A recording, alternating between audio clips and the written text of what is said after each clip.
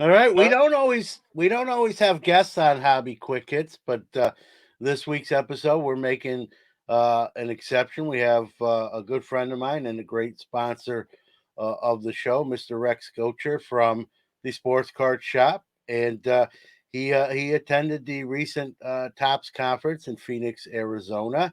And I know all content's kind of blowing up with some of the things that came out of the conference, but I figured why not talk to someone who was there rather than just speculate in innuendo. So Rex was gracious enough to join us and kind of tackle some of the things that we're hearing kind of came out of that conference. So Rex, welcome. Thanks, John. Always a pleasure. How many days? What was this event? 3 days basically. The reception night was Sunday night. And there was kind of a cocktail party or something like that, if you will, and then a full day Monday, and then into Monday night, and we did a little entertainment thing at Top Golf, courtesy of Tops, and then Tuesday up until about 3:30 in the afternoon. Yeah. This was your first one, and I don't know if you agree with this. You'll tell me if you do or you don't. Like, it feels like this is really some of the biggest where Fanatics is really kind of, you know, imposing some of what they're going to do. In other words, their fingerprints are really starting to be on the Tops acquisition with some of the news we're hearing. I mean, did you feel that way, or did it not so much for someone who was there? Absolutely. I mean, not only just kind of some of the things that they're doing from a marketing standpoint already, but to hear about the plans to aggressively market in the future, and then kind of understanding the different people from different industries that they brought aboard. Um, Certainly not. The old boys network of sports cards. So it's the landscape has changed dramatically in terms of who's running the show. You got a pretty diverse group of people at the top of the food chain, if you will, running Fanatics and Tops. Certainly, still a fair amount of people, at the top level from Tops. None of that has really changed that I'm aware of. But they've integrated some different folks into the mix that I think are going to add a whole different perspective than what we've seen in trading cards in the past. Yeah, well, let's start off with something that's not new. It was announced pretty much previously, but I think they got maybe a little bit more into specifics, right? With sort of kind of phasing out distributors, right? Where Tops Fanatics may be more of a direct to consumer or heavy direct to consumer. What can you say on that front from being there? So David Liner was the guy that spoke most about that.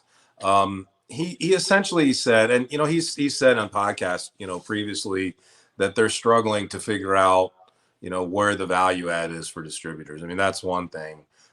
Secondly, he talked about what they've already done since they took over Tops. Tops had about 250 direct accounts, meaning that hobby shops would buy directly from Tops as opposed to a distributor.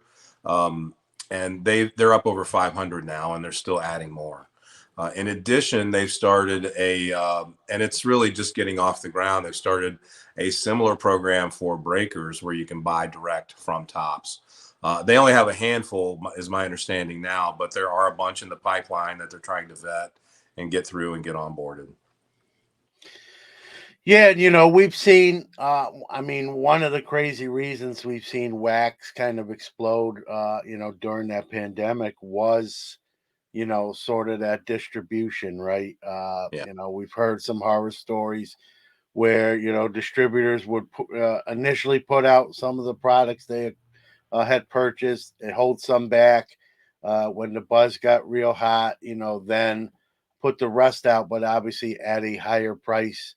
Many said, well, we had to buy it at a higher price. It wasn't, not necessarily being truthful about it when it comes to dollar signs. So, This is what it's funny when the acquisition first went down, Rex. I said, this is what Fanatics is sort of known for, their direct to consumer model. And so I early on, but even before, I said, man, if I'm a distributor right now, I'm definitely very, very nervous. And we see this is kind of the direction that most thought. I don't want to make it sound like I was the only one that predicted that. I think a lot of people kind of saw the writing on the wall, and that's what's going on. They mentioned the other thing I want to mention, sort of piggybacking off that.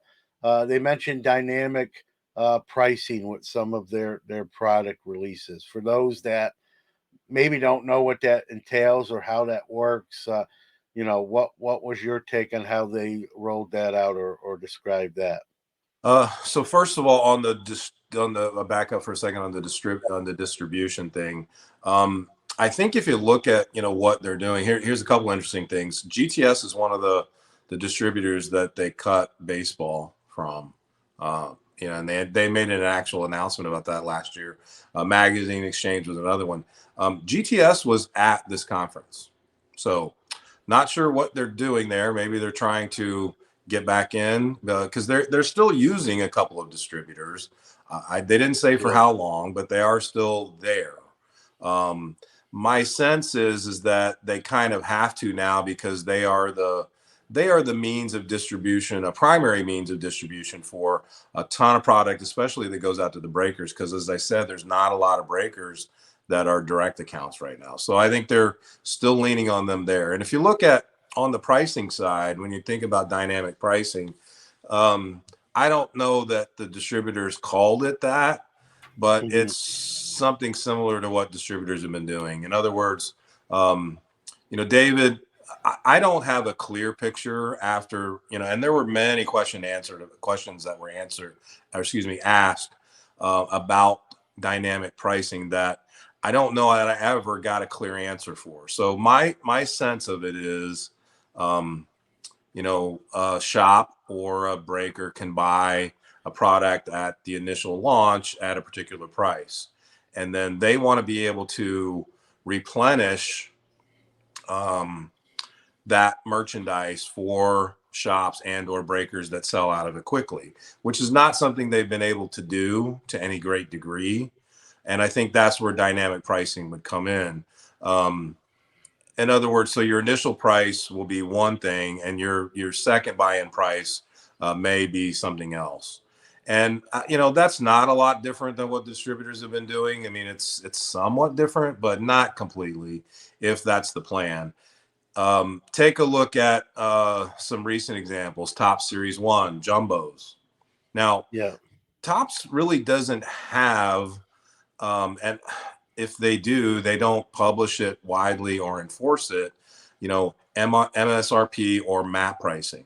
MAP pricing is minimum advertised pricing for a period of time. They don't really use that or give that guidance. They did say they're working on it, but right now the market sort of sets it. And I think a lot of people look at retail pricing. They kind of look at the big three on what they come out at, but then they also look at what Tops comes out at with it on their website. So Series One jumbos, for example, came out on Tops at 149. At most of the retailers and shops, they were anywhere from 149 to 179. That pricing lasted for about a day on the retail market when people discovered that the odds for jumbos were pretty darn good, and the price shot up over 220. I think they're hovering right now between 220 to $250 now. So if you were wanting to buy back in Series One jumbos right now, and Tops was able to replenish it, you're going to pay a little bit more than what you did initially at wholesale. That's my take on what I believe Yeah. dynamic pricing is. Yeah, and I get that. I get that, right? If it's an in-demand product and you want more after your initial purchase, I mean, you almost have to expect a little bit of an increase. And like you said, Rex, I mean, we saw that, in years past with distribution, distributors doing that. You mentioned GTS being there. Did they have any sort of role, or they were just an attendee like you? And Yeah. second part of that question, you think maybe Top Fanatics has sort of maybe uh, rethought maybe what they initially said? Maybe they're going to let GTS back in. You think that's I mean, that's all speculation unless they said it. I mean, you think there's something going on there where maybe they reconsidered their initial decision? I have no insight to that whatsoever. We've never had a GTS account. In Yeah, fact, they refused to open one for us for some crazy reason. So I don't have any. There's no love lost between me and GTS, but yeah, I don't have any insight into that whatsoever. I just saw a group of them at a table with their GTS distribution shirts on there. I don't know who they were, yeah, but they were there. Um, yeah. and I don't know if they were just networking, maybe trying to get back in somehow. I don't know, but they Yeah. were there. Yeah, no problem. I figured I'd ask, and I appreciate you, being honest and saying, "Hey, I don't know what's going on," but they were Right. there. I don't. Uh, you know, they mentioned this was probably one of the bigger things that come out there that they listed 12 products and there's rumored to be even more that will be discontinued. Like Clearly Authentic, Fire, Gallery. You can, I'm not going to rattle them all off. People have probably either seen the list or can go see the list. You know, I wasn't there, but when I heard that, I thought that was sort of a long time come. Like that should have probably been done. I can tell you, with Gallery here in the central New York area, it's all it's on the shelves collecting dust, and then sometimes they even put it in the clearance section at Walmart, and it still collects dust. And Right.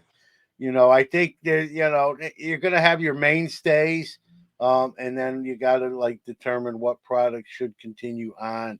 I know they're fans of those products that are probably disappointed when they hear that sort of news, but I think it's good on fanatics to really look at some of that stuff and make those. I know it's not an easy decision. I know it's not going to make everybody happy, but they are running a business, and so stuff that maybe not good sellers traditionally for them, you've got to make those kind of calls. Again, as someone who was there, were people surprised by that? And did they mention any kind of replacement? Did they preview any kind of new products that might step in and for those products that they're discontinuing? Not really any specifics about, hey, we're doing away with this and we're going to bring this in instead. But one of the things that's key to remember is that they stress that these products are taking a break and could be reintroduced, as a set, or I think you might see some of this maybe as an insert, occasionally into other products, perhaps. So I don't know that we're ever going to see all of these products, gone away for good. But if you think about some of these products, let's think about opening day, for example. That's one of them that's taking Yeah, a break.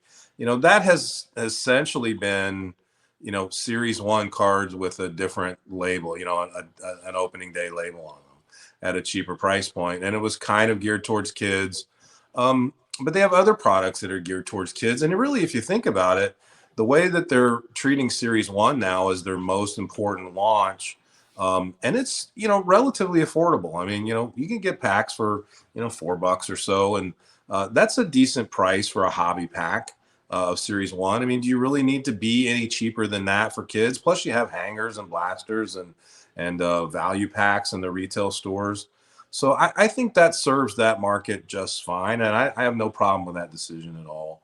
Um, I can tell you that so they're going to move also away from the light configurations, and I don't know if that's in every product, and if that's immediate, but I like that as well. I've always thought that light was an unfortunate name yeah, for a hobby box because it's almost a negative, if you will. I mean, it's yeah, great when you're talking about beer, yeah, because less calories or so forth. But do you really want less calories in your hobby box or yeah, less? What I mean, we know what it is because it's cheaper, but do yeah, we have to call it that? I guess. yeah, So I don't mind that at all.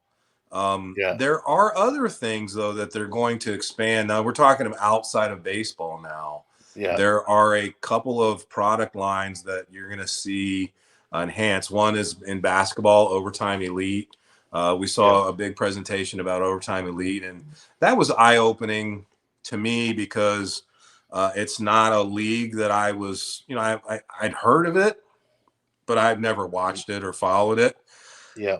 Uh, but the numbers for Overtime Elite in terms of the fan base, on social media and even live at the games is pretty astronomical. Um, and a lot of this is driven by the TikTok generation, which is also an interesting insight into what's happening in the card world. If you kind of go on TikTok, you can see what's going on, which we're not Yeah. active on TikTok now, but I believe we're going to have to be. Anyway, long story Yeah. short is you're going to expand that product line to add a couple of additional SKUs there. They also had Athletes Unlimited, which is I don't know if you're familiar with that, but is a women's league, a couple different sports, volleyball, softball, lacrosse, I believe basketball as well. It's a very interesting league that is run completely differently than other leagues that you see. In other words, there are no coaches. Yeah. Um, and the rules and the scoring are also going back to this word again, dynamic, a lot different. And probably too much to elaborate on here, but if you are interested in an up and coming women's professional sports, check out Athletes Unlimited, because we did get a presentation from them there, and I think you'll see some stuff coming from them in addition. So those are beyond baseball, but I know that stuff's coming. Yeah, and listen, that everyone knows, right? They're going to be getting that basketball and football license here in the next few years, and so you're going to see, that top slash Fanatics logo, and you can see some products that you remember kind of being brought back from the dead, just with the licensing changing hand.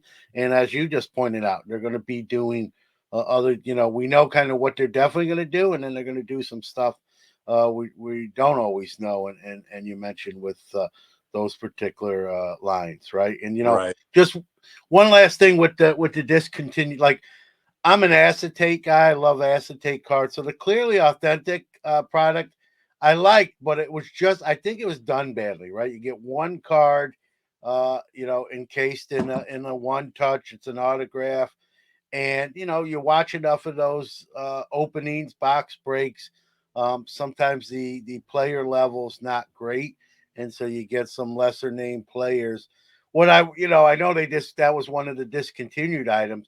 If it does get brought back, whatever if they do decide to do that, what I'd like to see them do, Rex, with a product like that, because I think it's a beautiful card, right, is all right. Make the one autograph card encased in the one touch, but make a second pack in that box with like three or four not autograph cards, acetate, because I think right, people really like the aesthetic of the card, and make it its own sort of set, not autographed as well. So you get the one autograph per box, and you get three other base acetates, if you will, and you can make parallels with them as well as with numbered cards and that sort of thing. So I'd like to see clearly authentic be brought back, but in that sort of form, rather than here's one card, it's boom or bust, right? You're gonna get right. Mike Trout or Nick Senzel, Right. uh, I think too, John. I mean, I think that acetate look, or the clearly look, if you will, is a perfect candidate to be used as a hit in yeah. other sets as well. So that might be something that we see sooner rather than later. Yeah, I mean that would be cool. Imagine you open, like you just said, you open a pack of a product that's not an acetate product, right? And you're Yeah. sort of fanning your cards out after, and you see that, oh, I got a clear card, right? And you got something. So I love acetate cards. I remember them in the early '90s when kind of classic first went there, and Pacific back in the day, and they always hold a soft place in my heart. So and I know we're going to get them in different forms and whatnot.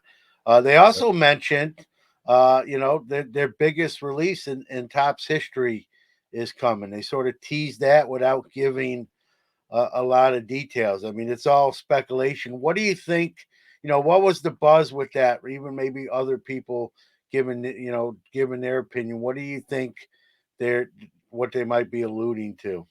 And I wish I knew. So this was Mike Mahan that said it. And I'm paraphrasing here, but my recollection is what he said was he was talking about product and talking about product innovation and how they Tops and Fanatics is dedicated to, innovating products. And, Michael Rubin had said that as well recently, that they were going to do so much more innovation, in the next 12 months. But he said we will have in the next month the biggest product announcement in the history of trading cards, bar none. And they said, and I can't tell you what it is, but I'm telling you, it's the biggest. So that, of course, got everybody talking, and a lot of speculation about will they buy one of the other existing companies, Upper Deck or Panini? Is that part of it? Um, I don't know. I mean, I suppose that could be part of it, but he was really more zeroed in on a particular product. So I didn't take it to mean that this was a an acquisition announcement. So I Yeah, really don't know exactly. One thing that is happening, Topps is putting out another basketball set, McDonald's All yeah. Star. I forget, is it McDonald's All American? I think is what it's McDonald's called. All American. Yep, which they used to do, Rex, back in the day. So they're bringing it back. But go ahead.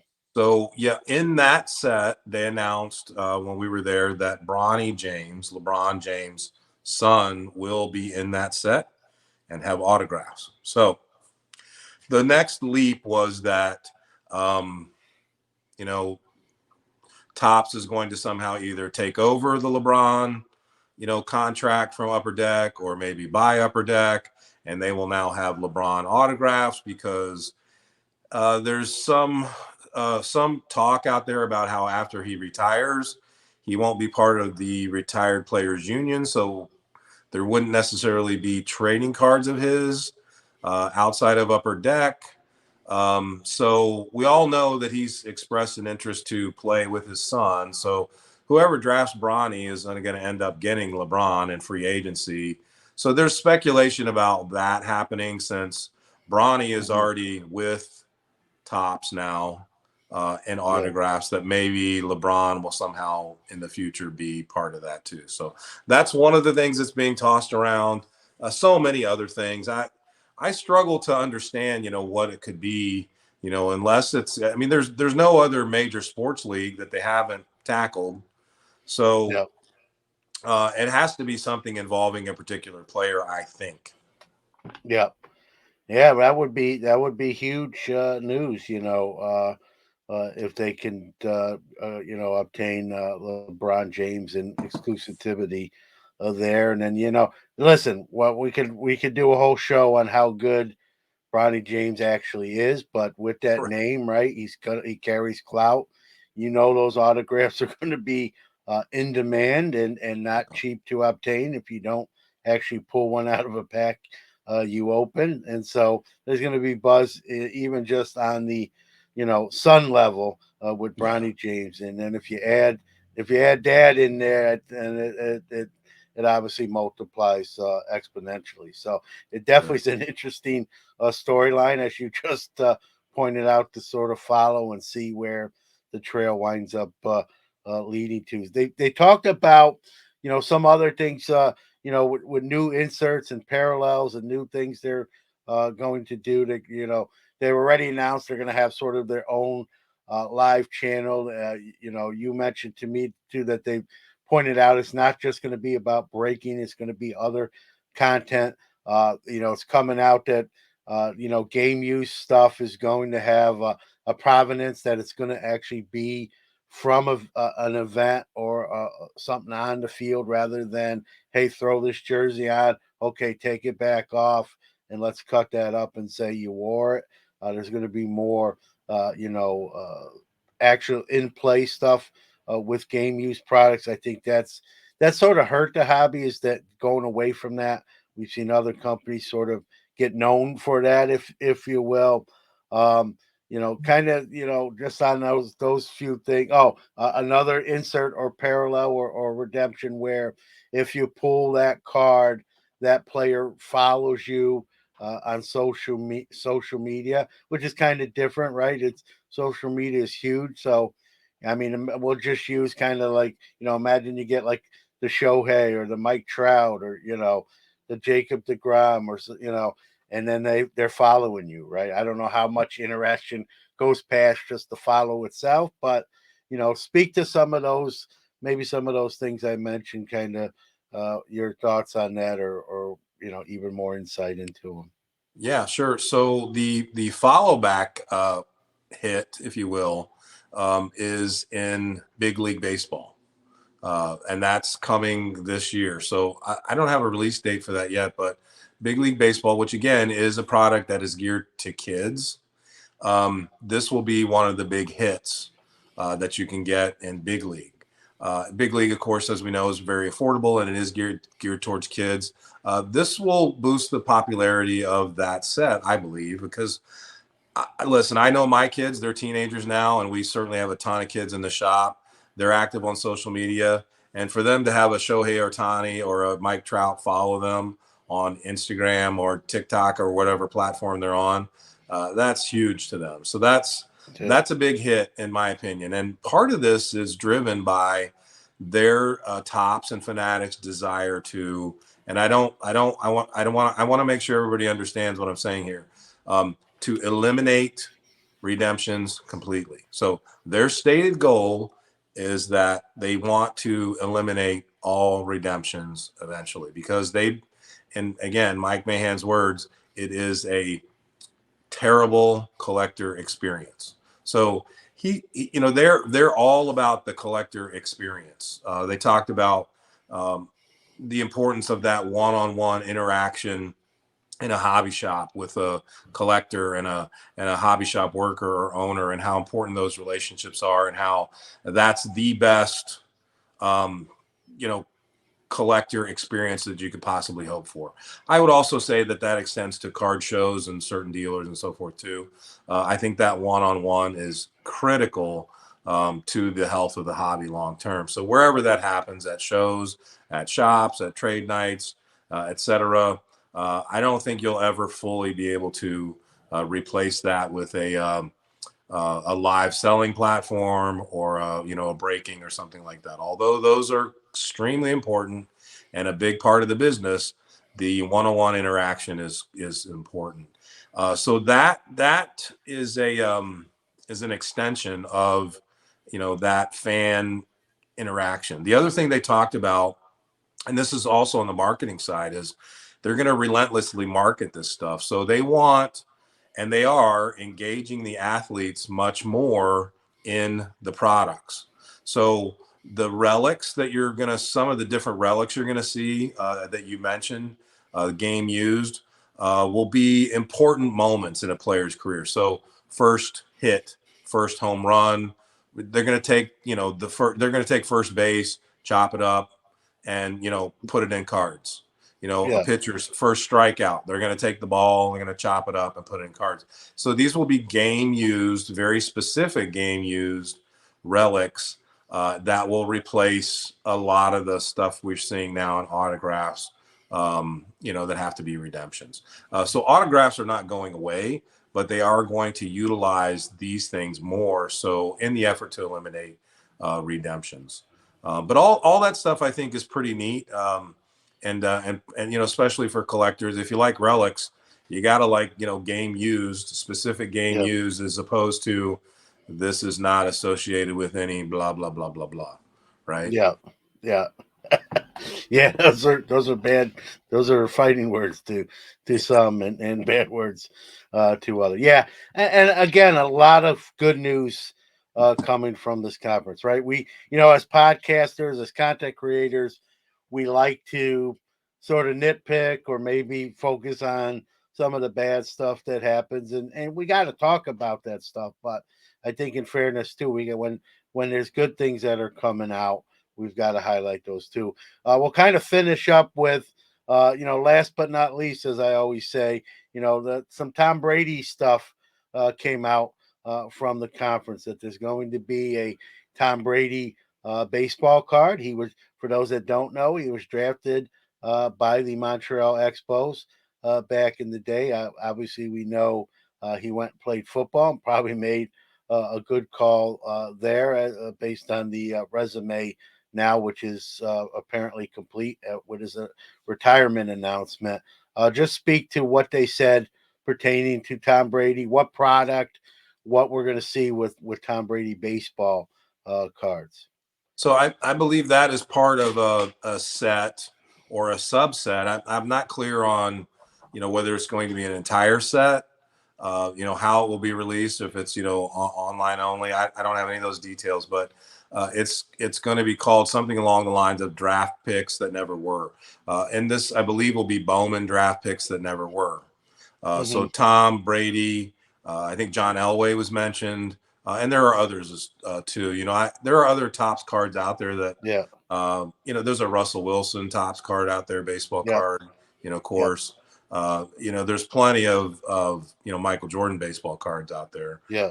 because he actually did play in the minors for a while. And, Yeah. I don't remember if there's Tebow cards or not. I don't. Yeah. Do you know Yep. of any Yeah. baseball Tebow cards? I think he Yeah. was in something, Yeah. right? He's in Bowman. He's in Bowman There you for go. base. So he was in Yeah. that, and so it'd be players, I think, along those lines. I don't know. I don't have a complete or comprehensive list, but it'll be that. The other neat thing that I think they're doing is, and pardon me because I can't remember exactly what it's called, but it's going to be retired players, and this will be in Bowman, first Bowman cards, and these will be very rare, from my understanding. First Bowmans of players that never were in Bowman, so Babe Yeah. Ruth, Ty Cobb, guys like that, even maybe up to and including like a Ricky Henderson, or I Yeah. don't think Ricky was ever in a Bowman, right? Um, Griffey Um. Griffey had a Bowman, right? Griffey had a Yeah. first Yeah. Bowman, Yeah. but Yeah. Griffey 89. Henderson. I think Henderson's in a Bowman, but yeah, but there are guys like if you end, Bowman was brought back in 1989, there so you the go. guys that fell, from 88 to 50, in the 50s, you didn't get to be on the Bowman card. So Right. those, So they never had that, first Bowmans or first Bowman yeah, Chromes or something. So and then I believe, for those who are still living, there would be first Bowman Chrome autos where they can get yeah, them as well for those players. So that was all, pretty interesting stuff from a product standpoint. There's also the one that's being bandied about a lot, I know, on social media now, are the frozen fractors. So I won't dig too deep into that. I mean, people have different opinions on what they think of that, but that will be out there as well. Um, aside from the product stuff, John, I thought some of the most interesting stuff was the marketing. yeah, Um, the marketing that they did for Series One, which of course is an extremely important release for them, was pretty huge. I mean, they're treating this the box, if you will. They want to make the box of Series One and the player on Series One as important and talked about in the sports world as the cover of Madden. yeah, So that they specifically referenced that, and there's probably no reason why it shouldn't be or it couldn't be, if it's marketed properly. So if you followed Tops, you saw the J Rod show, and that's still yeah, ongoing. On social media, there's still a lot going on with that. Beyond that, they had a group of players, when that product launched, hit their social media channels, and with a campaign of, hey, did you get my card, in Series One. So I haven't seen any of those. That's probably because I'm not following the right players, but I am interested to take a look at those. That's something that we don't really see a lot. I think you're going to see a lot more player engagement in the marketing of the cards, because they have a vested interest to do so now because of the deal Fanatics made. yeah. Like I said on the podcast, Rex, the players actually have a seat at the table now. Like you Yeah. just said, they have a vested interest, and anytime you have a vested interest in something, you obviously want it to succeed rather than not. And so I think you're going to see, like you pointed out, I think you're going to see more interactiveness on the player level with products. And you know, I don't care what anyone thinks, right? That's nothing but a good thing, right? You bet. Years in the past, right? You know, the players didn't even necessarily pose for a lot of the shots were just inaction shots. They weren't really involved, and sometimes the first time they even seen a card was when someone handed it to them to get signed. Oh, like, oh, that's kind of cool. I haven't seen this. So now Right. they're a little more involved. They take a personal interest, and I think that because of Fanatics' relationships with players, you know, we you mentioned how they sort of want to phase out redemptions at least as much as they can. Now with those players' vested interest, right? It Yeah. might be, it might be easier to avoid redemption when you have those relationships with the players. Hey, this is a Yeah. company you own part of. We need these 100 cards, these 1,000 cards signed ASAP, and then get them back to us, please. That's what Yeah. they. Or they can even go to the where the player plays, and maybe even on an off day or something, and say, listen, just sign these as quick as you can. We won't bug you after that, and so we can see less redemptions. We all know the headache that redemption. Not only do you have to wait, sometimes that wait is very very long, and sometimes you don't even. In the end, you just get something instead with replace. Right. Did I lose So you there, I John? want to listen. I know you're in the store, the sports card shop, New Buffalo, Michigan. Little plug for you there. You're getting ready to sort of open the doors and let folks in to enjoy the hobby, purchase some stuff. I appreciate you sharing your time in Arizona and some of the Right. information. You know, I figured let's go right to rather than just me talk about it, who wasn't there. Have you on and Sure. share some of the great information that came out of that. So I A couple. appreciate it as always. Yeah. Yep. Thank you. Just a couple of quick last thoughts on this, Yeah. John, as I wrap Yeah. up. Go ahead. A couple things I want to make sure that get out to people. As far if you're in the industry, in the sports card industry, this Tops Industry Conference is a great value and a great use of your time on many levels. So not only was it informative and also allows you access to the execs of Tops and Fanatics to speak to them face to face, which is a great opportunity if you're in the business. But it was also a lot of fun. We got to meet Corbin Carroll.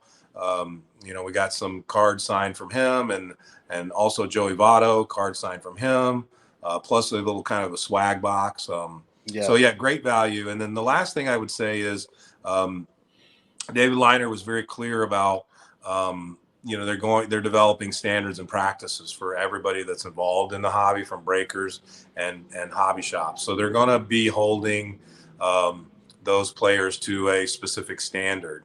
And along those lines, one thing that I heard about, kind of after the conference, a new hire that was brought on that was actually there is a former FBI agent that was involved in fraud cases for the FBI, and he's been brought on by Fanatics and Tops to ensure that there are no shenanigans going on kind of inside of Tops. And David was very clear. He said, before any of this starts getting bantied about, let me be very clear to you guys. We don't know where the hits are. We don't know where Yeah. they're going. We don't know which boxes they're in. We don't know which, distributor's getting them. We don't know which shop is getting them. He was very clear about that. So Yeah.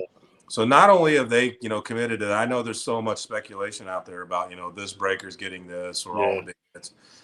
They were very clear that that's not happening, and now they brought somebody on to make sure that there's no possibility of that occurring inside their facilities. So good on them for that. Yeah. So the Tops Fanatics has their own internal affairs uh, Yeah, uh, there program you now. go. So, but it's good. It's good that they're being proactive and trying to.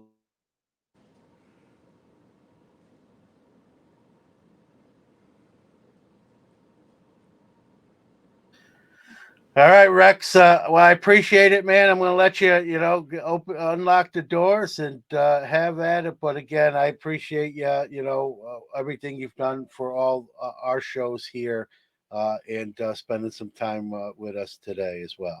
Thanks. Anytime, John. We appreciate it. Thank you. All right. Take care. Have a great day. You too.